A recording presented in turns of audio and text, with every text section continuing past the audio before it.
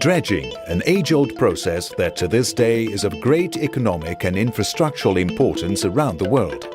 There are different methods of dredging, such as plain suction, trailing suction and cutter suction. Damen's CSD range of dredgers use the cutter suction method. But how does it work? Let's take a look. Of course, the most important work happens underwater, controlled by the operator from inside the control cabin. He starts by lowering the ladder. Now the cutter head can do its work, loosening soil from the bottom. A dredge pump sucks the loosened material through the suction pipe and discharges it. Pretty simple, right?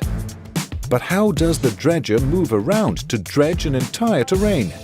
The CSD is designed to tackle this efficiently and very effectively. The dredger is anchored on port and starboard, but contrary to normal anchors, these are not meant to keep the vessel still, but to move it from side to side. By controlling the side wire winches, the dredger swings from side to side, dredging the bottom without missing a spot.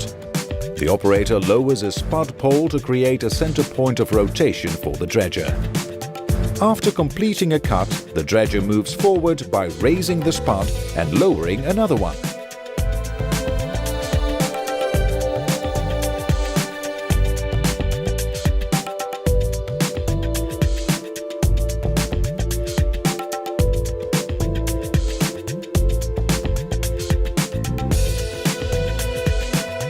To speed up this process, the CSD may also be outfitted with a spud carriage pontoon.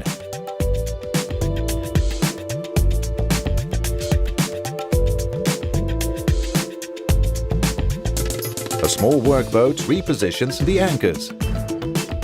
Or the dredger can be outfitted with booms, enabling the operator to reposition the anchors by itself.